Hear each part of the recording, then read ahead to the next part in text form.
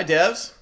This video series talks about technical leadership, in particular the role of what is often called a tech lead or a TL. So when I was working at Google, a friend and I created a class that we called So You Want to Be a TL. We created it to help TLs better understand their roles, to provide guidance on how to be more successful as a TL, and to let people who are interested in becoming a TL learn what they might be getting into.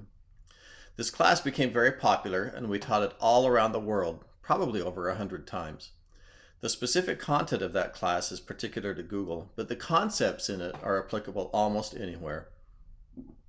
For this video series, I've gathered the concepts of effective technical leadership from my many years of experience both inside and outside of Google, and on teams as an individual contributor, as a TL myself, and as a manager of TLs.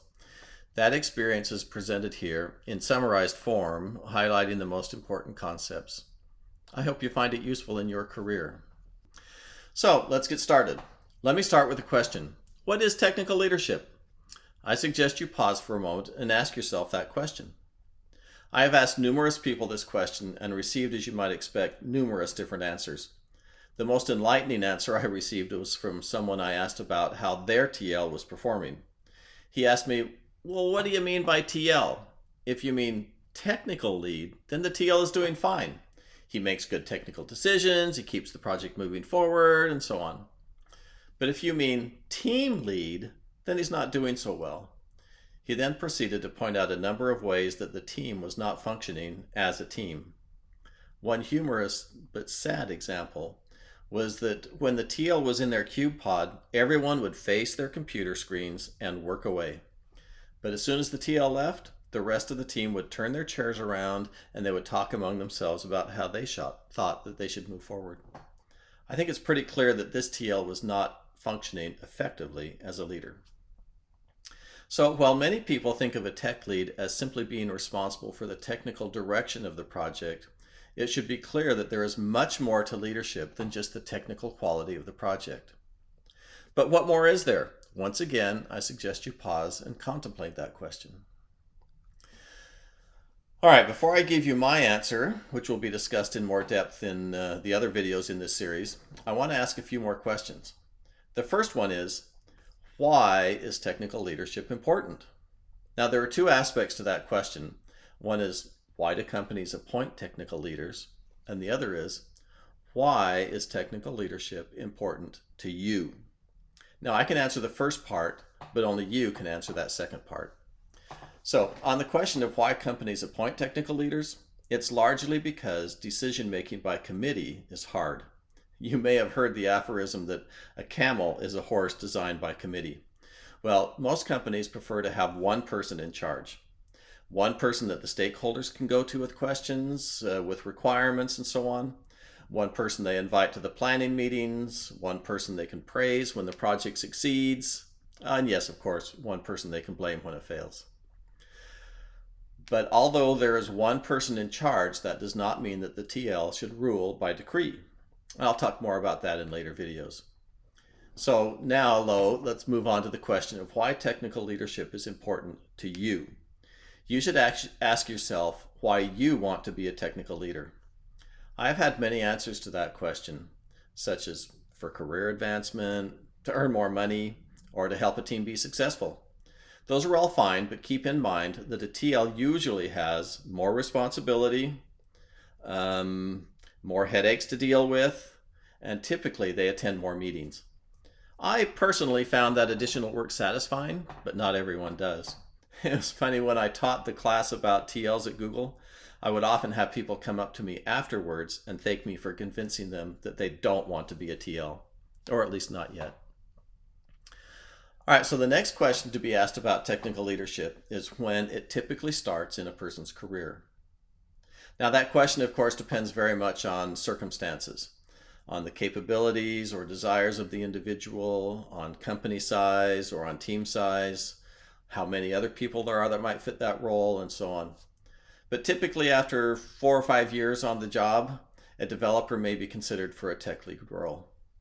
Back when Google was much smaller, there was this requirement that in order to be promoted to level 5, you had to serve as a TL. Now, level 5 is what is similar to, in many companies, to a senior software engineer. And then promotion to level 5 would usually happen 4 to maybe 6 years after joining Google. So you could expect after 4 to 6 years you might be looking to become a TL. But now, however, as Google grew, it became clear that there were many more people who were qualified for a promotion to level 5 than there were TL positions available. So they changed the requirements. More recently, to serve as a TL, serving as a TL came to be seen as a good way to work toward promotion to level 6. And that's what we call a staff engineer. Some teams, in fact, will not even now appoint someone to be a TL unless they are already at level 6. So that means that it takes even longer to get to the point where you would become a TL. All right, so now I'm ready to talk about the leadership qualities that I believe are important for technical leaders to be successful. So first, let's ask what the primary goal should be for a TL. Think about that. Your number one goal. At the end of the day, a tech lead is appointed to accomplish one specific task: ship an excellent product on time. So that's it. To emphasize this, I want to tell a story. So a few years ago, I was trying to start a new project that had to do with Google Cloud. It seemed like every week I would encounter a design doc or a project plan or something that looked competitive with the project that I was trying to start. So I would regularly ask my director, well, should I still be pursuing this project? Should it be replaced by one of those competitors? Finally, the director looked at me and he said, Robert, there are thousands of extremely bright engineers at Google with all kinds of great ideas and designs. But what Google needs right now on this project is someone who can deliver. So ignore all those other ideas and just deliver. That struck me hard and it became my mantra. Just deliver. No matter what else might be going on, just focus on delivering. So we did that, and we were very successful. And in the process, I learned an extremely valuable lesson. I learned that the whole world changes once you deliver. Once your project is in production, serving customers, people look at it very differently. It's no longer something that they can attack or try to compete with. It's now something that they try to work with and benefit from. So that is your goal as a TL, deliver. Of course, you also need to make sure that you deliver a quality project and you continually work to improve it and make it better. But if you just keep delivering in mind, you will have a great chance at being successful. So what are the things that you as a tech lead need to do to deliver an excellent product on time? Once again, I encourage you to pause the video and think about that question. I've asked that question to hundreds of engineers. Once again, I received so many different answers. I believe, though, that almost all of them can be placed into one of 3 categories. And those are, first, technical excellence, second, team productivity, and third, team unity. Now, I'll discuss each of these in more detail in my subsequent videos. But before ending this video, I would like to summarize each of those. So, technical excellence. It means driving the team to deliver well-written code that can be maintained, improved, and enhanced. It means delivering a product that is stable and scalable. Now that's a very broad topic, and it's also one that's covered well by many online resources. I suspect that most senior engineers are quite adept at learning and researching on their own. So in my video on this topic, I'll talk more about concepts than about specific techniques. All right. Productivity. Well, team productivity covers the software development cycle, estimation and planning, modularizing your code, prioritizing the work, making assignments to the team members, those kinds of things. It has a lot to do with project management. In some companies, a team will actually have a project manager to help with these things. But ultimately, the TL is responsible to make sure that it is done and that it is done right. Whether or not a TL has a project manager to work with, there are things that only the TL can do, and there are other things that a TL can do to make the project management go more smoothly. And I'll discuss some of those in the video on that topic. All right, so finally, team unity.